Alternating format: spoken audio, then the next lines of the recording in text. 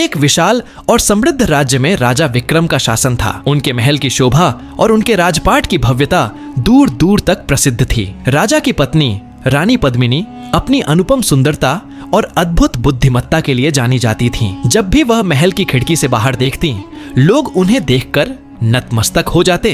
राजा अपनी रानी से गहरा प्रेम करते थे, बगीचों में साथ समय बिताते, हंसी खुशी के पल बांटते। लेकिन राजा के मन के भीतर एक कड़वा संदेह पल रहा था। उन्हें लगता था कि कोई भी स्त्री सच्ची वफादार नहीं हो सकती। एक रात राजा और रानी महल की छत पर टहल रहे थे। चांदनी सबोर बिखरी थी। तभी राजा ने ठंडी आवाज में कहा, कोई भी स्त्री वफादार नहीं होती। यह सुनकर रानी का हृदय दुख से भर उठा। उनकी आंखें भीग गईं। उन्होंने आहत स्वर में कहा, महाराज, स्त्रियां अपने प्रेम में अडिग होती हैं। राजा ने मुस्कुराते हुए कहा, चलो एक शर्त लगाते हैं। यदि तुम 3 साल तक अपनी पवित्रता और सम्मान बचाकर लौट आओ तो मैं तुम्हें सच्ची मानूंगा, लेकिन यदि असफल रही तो सदा के लिए देश निकाला मिलेगा।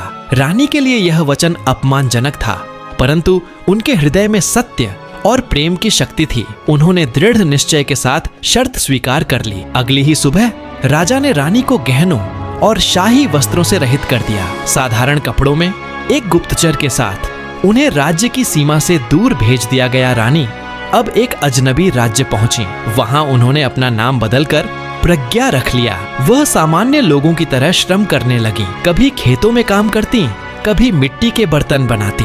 उसी नगर में धनपाल नाम का एक व्यापारी था, धूर्त, लालची और वासना लोलुप। उसने पहली बार प्रज्ञा को देखा और उसकी सुंदरता से मोहित हो गया। उसने रानी को अपने घर में काम पर रख लिया। धीरे धीरे उसका आकर्षण बढ़ता गया और अंततः उसने विवाह का प्रस्ताव रख दिया।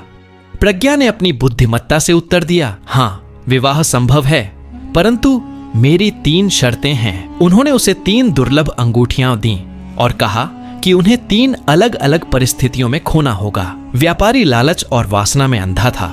उसने तुरंत यह चुनौती स्वीकार कर ली। पहली अंगूठी उसने एक अमीर सेठ की बेटी को लुभाने के लिए दी। असफल होकर अपमानित हुआ तो गुस्से में उसने वह अंगूठी अंधेरे कुएं में फेंक दी। दूसरी अंगूठी उसने एक दरबारी को रिश्वत देने की कोशिश में दी। जब दरबारी ने उसे ठुकराया तो वह भयभीत होकर अंगूठी गंदे नाले में फेंक आया। तीसरी अंगूठी उसने एक साधु के पास लेकर गया, लेकिन साधु ने उसकी नीयत समझकर उसे दुत्कार दिया।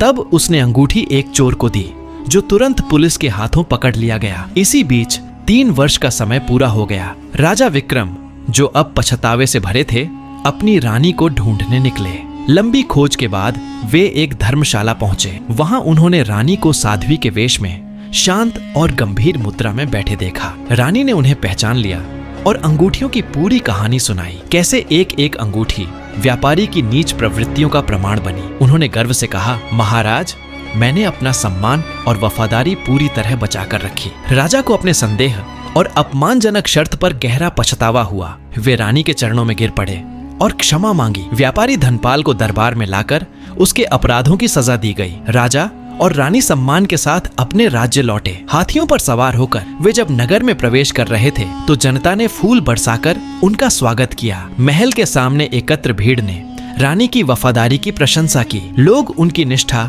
और साहस के गीत गाने लगे। राजा विक्रम ने जनता के सामने घोषणा की, मैंने सीखा है कि स्त्रियों की वफादारी भी सर्वोच्च गुण है। संदेह प्रेम का शत्रु है। और इस प्रकार राजा और रानी ने आगे का जीवन आपसी विश्वास और सम्मान के साथ व्यतीत किया।